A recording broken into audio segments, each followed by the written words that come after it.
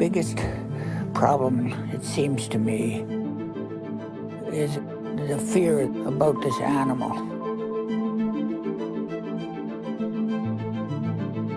And this has been a deliberate fear.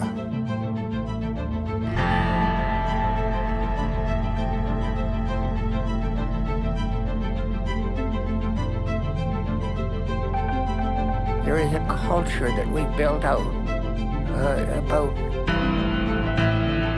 killing for sport.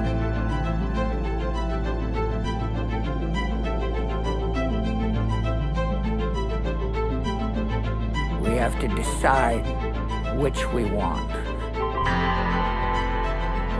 Do we want to kill these animals? Or do we want to live with them in a beautiful way?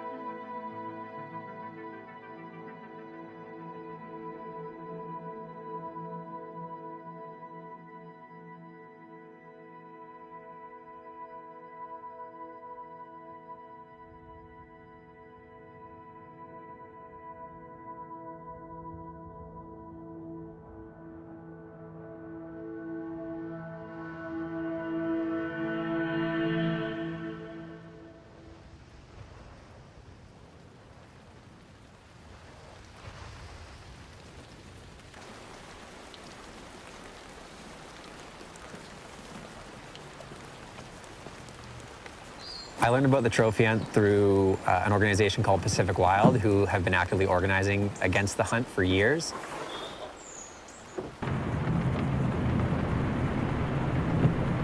I saw a documentary that they put out and some of the advocacy work that they've been doing and really wanted to become involved.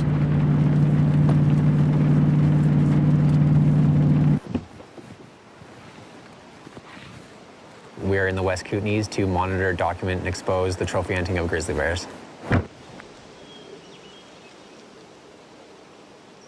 Yeah, we were driving up this road a few days ago, saw a truck that was coming the opposite way, and when we pulled up next to him, he informed us that he was a grizzly hunter and that he'd shot and killed a bear recently and that it was in the back of his truck. So we got out and saw just a really gruesome scene. There was blood all over the truck bed, and the carcass of the bear was there, the head, the hide, the paws. When we left, we drove up to the kill site. There were fresh bloody paw prints, claw marks as the bear had been shot and tried to run for its life. And where we're standing right here now is where the bear ended up collapsing and dying. This whole area was kind of a pool of blood that survived even the rain of the last 24 or 36 hours. We've spoken to numerous hunters who are out here killing grizzly bears, and their attitude towards these animals is all the same, that they believe that it's not wrong to kill an animal for sport, and if the law permits it, they should be allowed to do it. You know, I think people are really deluding themselves if they think that this practice is any kind of an extension of our legacy as a hunter-gatherer species. I mean, you see the amount of money that people spend on equipment to come up here, and it's tens of thousands of dollars on ATVs and very expensive trucks, high-powered rifles, you know, very expensive optical equipment to spot the bears. And, you know, I think if they think that they're really interacting with nature on any higher level than simply just using expensive equipment to extract a trophy, then they're really just, yeah, really deluding themselves. A lot of guys, they hunt Africa with us, you know, it's like, what else you got? What else you got? Yeah, and you know, they trust us after going to Africa, they trust us because they know we provided a good hunt in Africa. And then it works the other way. Guys will come and hunt bear with us and say, hey, that was a great hunt, and now I'm ready to go to Africa. I know you guys, I'll go to Africa. Yeah.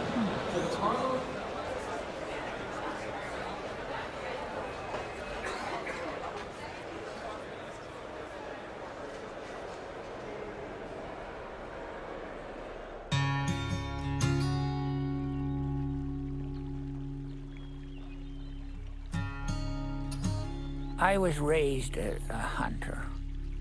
I was taught to be a guide for trophy hunting. So I know what their ambitions are in killing, and it never sat with me. My father did a film about grizzly bears. He wanted my brother and I to be his cameraman. It was the first attempt at making a documentary of grizzly bears in the wild. While we were filming these animals, I was also just trying to understand why our story about them was so different than what I saw. They're so peaceful when you watch them. They're so intelligent. They're so wonderful with their cubs. All these things, I started to identify with them and not with our stories about them. And it has shaped my life. People didn't want to understand them as a wonderful animal. They only wanted to understand them as a terrible animal so that they could feel good about killing them. Now, we're getting a different type of people into bear management. People who like bears and who have entirely different attitudes towards them than they used to have. And this is what we've got to change. We've got to change their experiences with us.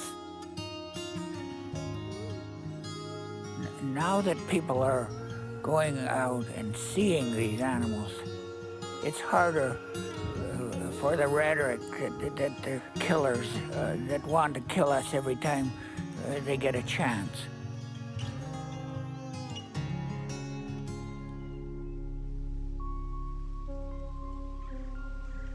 You know, I saw my first grizzly bear when I visited Yellowstone National Park in July of 2007. And there was a young grizzly bear foraging in the field. The grizzly bear actually came up out of the field and crossed right in front of our car. And since then, I've been visiting Yellowstone and Grand Teton National Park every fall and spring in hopes of seeing a grizzly bear, and I've been fortunate enough to see them several times. There used to be 50,000 grizzly bears, scientists estimate, in the western United States. Grizzly bears were regularly shot, trapped, and poisoned. And now we're down to about 1,800 grizzly bears total. They're really important for the ecosystem. Deer and elk aren't going to sit in open areas when they have predators on the landscape. So along streams and creeks, so the vegetation there comes back, which in turn lowers the temperature of the water, provides more shade, which is better for fish.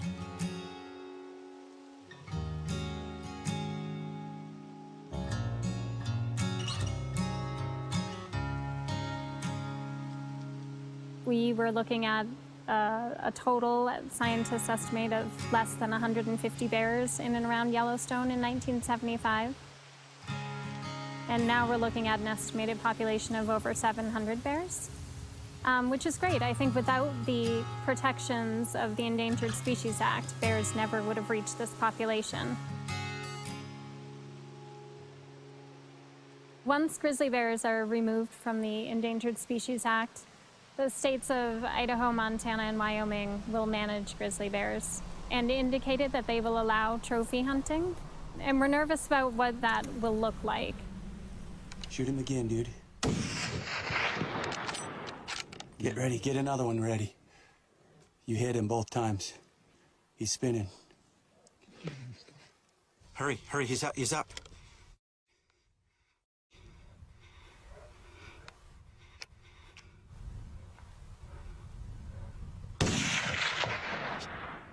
Okay, that guy took some lead.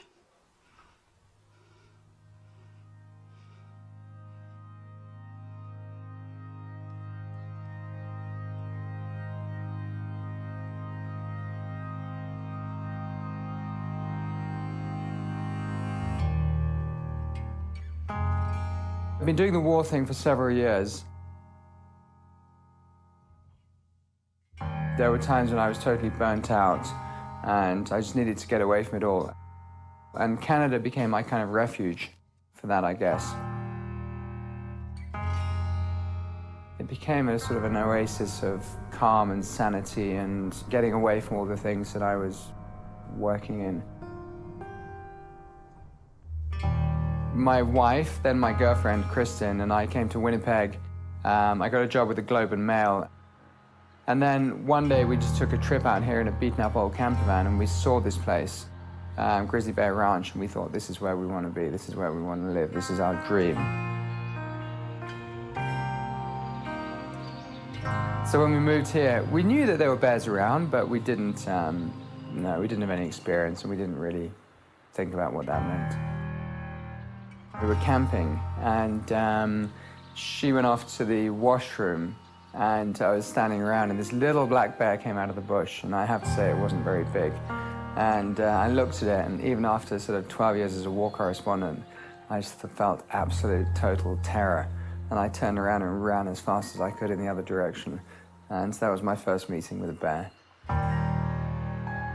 It was the 1st of September, and we were literally out here in the yard, and a mum walked past with 3 cubs, a grizzly mum with 3 cubs, and Kristen and I just sat there with our mouths open, and we thought, wow, that is incredible.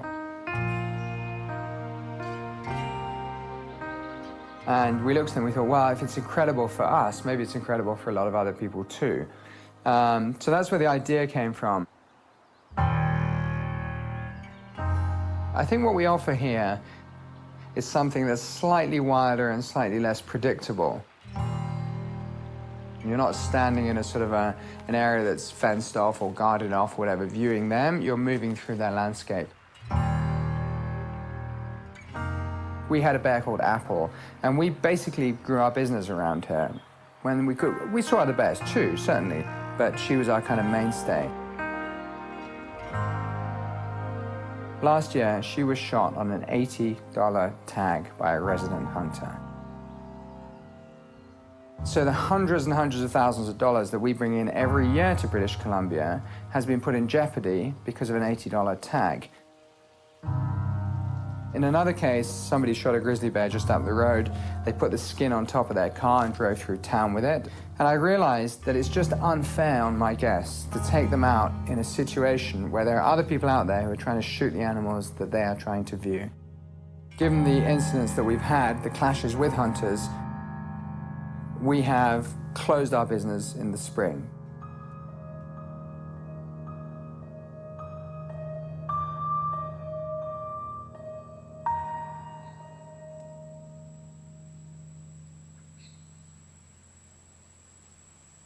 The government has no idea how many bears up in this area at all.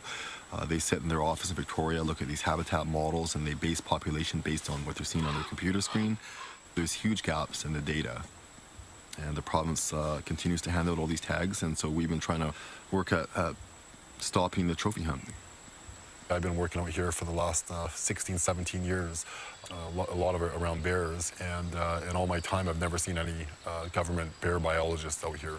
And so it's really unfortunate how the province makes decisions, and this sort of methodology on how they make decisions on wildlife allocations has gotten them in trouble in other parts of the world, like Alberta. They almost wiped out all the bears in Alberta with this exact same methodology. So that's why we wanted to partner up with the University of Victoria and start bringing up some scientists, and they can start partnering with local community members, and we can start getting out there and get some gumboots on the ground and get some science. I'm a scientist with Spirit Bear Research Foundation and also with Rainforest Conservation Foundation. And I'm also a PhD candidate at the University of Victoria. We work on a bear monitoring program in partnership with several coastal First Nations. I work specifically with the Kitasoo Hey. Hey, bear! And what we're doing is we're looking at monitoring the activities of these bears at a huge landscape level by using non-invasive methods. Couple guard hairs on. Oh, we got another big clump. So the idea behind these is that we want to know as much information as we can about these animals, but we don't want to harm them or interfere with their day-to-day activities in the process. Check on this tree here. Sometimes they tend to rub up on trees as they're walking through the forest. We get a little tiny tuft of their hair. And although it seems pretty minuscule and like it's not very much material, we can actually get a huge amount of information and data just from those few hair strands. Some guard hairs in here as well as some nice little unders. So what I'm doing is I'm sterilizing this hemostat that we're going to use to tweezer off the bear hair so it doesn't mix up the DNA on the other strand. So once we collect it in the field, we can take that hair sample back to the lab and see from genetics who that individual bear is as a fingerprint, just like you or I. We can also see species and sex. If it's a black bear, we can see if they're a spirit bear or if they're a black bear carrying the ability to have a spirit bear cub. And then further down in the process, we can even see what that bear's diet looked like and how much salmon, most importantly, they ate in the previous year. Maybe in the media or in stories, we think of them as these big, tough animals with big claws and big teeth. From sort of a population level, they're actually really sensitive. We know that when there's too much development, you don't find grizzly bears anymore because they need these big, wild spaces. So they're actually really useful as sort of an indicator species of how we're doing in terms of conservation policies and land use planning, because the bears are sort of the canaries in the coal mine.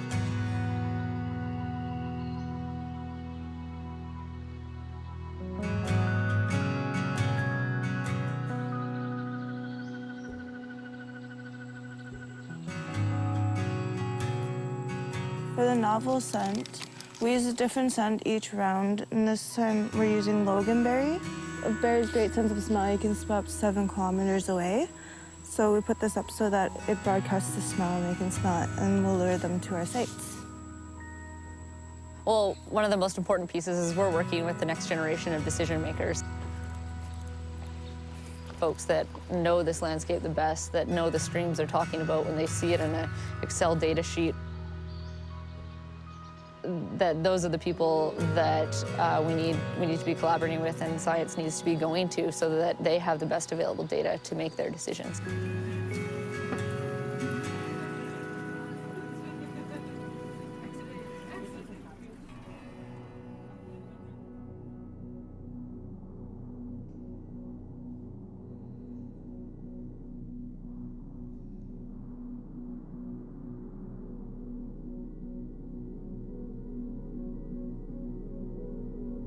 I am from the Kitesio Nation. They also have very strong ties with the Tsimshian Nation in Gitgat, as well as the Celtic Nation in Balabala. Well, I've moved around a lot since leaving Clem 2. I left Clem 2 in grade 6. I moved away back and forth to Vancouver and Clem 2 over the years, as my mom lives in Vancouver. After moving around as much as I did, I just really wanted to go back home, especially after having my son. Everywhere was home for me, and I didn't want that for him. I wanted him to be home. So.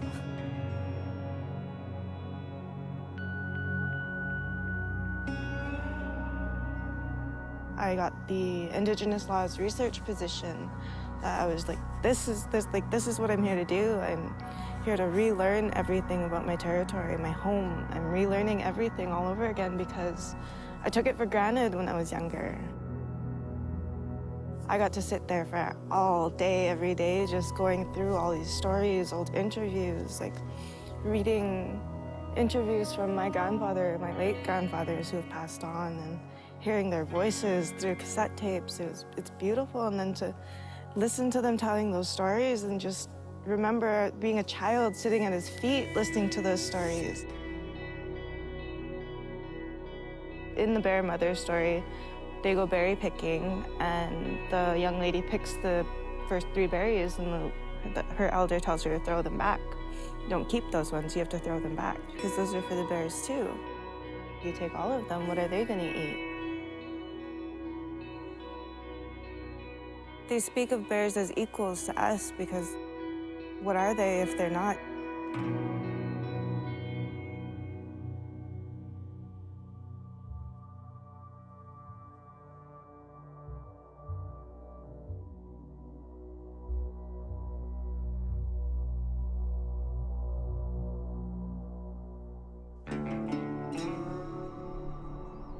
Well, here we are at the head of the Torrey Valley, the center of the universe, that I call it. My sense of place is established here.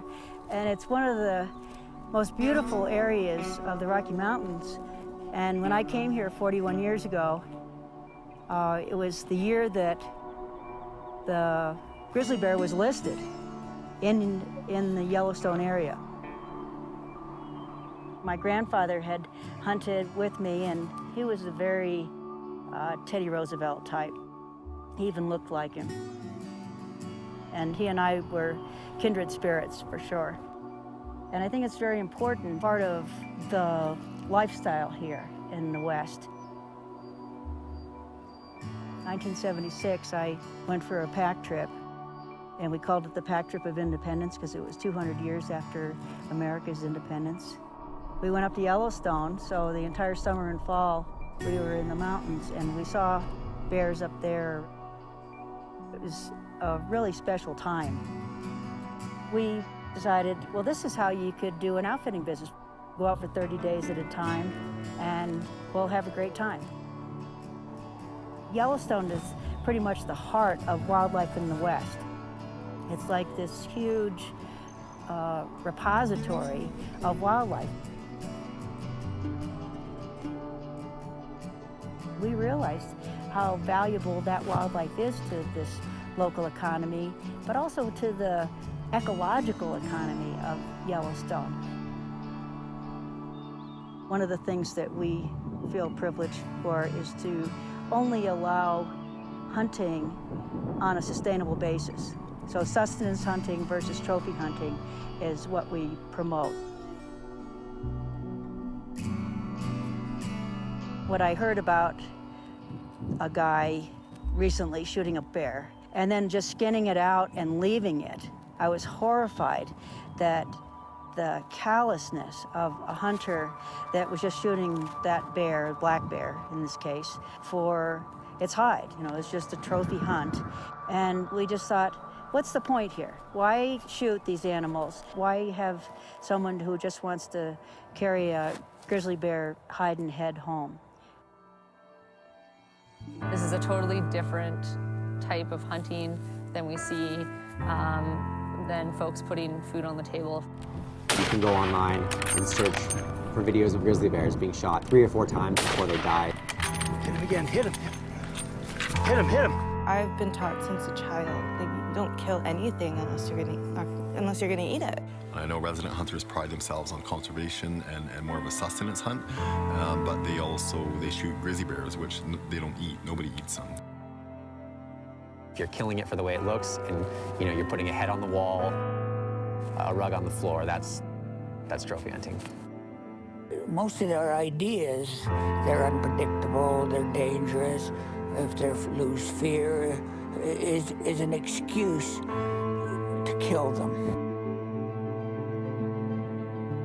We have this huge natural resource and we're not using it properly. If you see a grizzly bear, you'll have 25 photographers around it trying to take that photo. Each one of those photographers is buying gas, staying in a motel, buying food, having dinner, and so on and so on and so on and so on. You know, what's going on in British Columbia, I can definitely foresee that happening here around Yellowstone. You'll have people here that are so excited that they saw a grizzly bear one day and then find out it was shot the next day by a trophy hunter. We just want to see a land where everything can just be itself. If you lose the bears, you lose the salmon, you lose the forest. I mean, everything's connected. I want my son to actually be able to see the bears himself, and not just it be something that we used to do. I think this issue in general is a bit of a test of how, as a society, we want to choose to interact with other species. The people decide on these things. We have to decide which we want. The animal that represents British Columbia more than any other Should we be killing them for fun?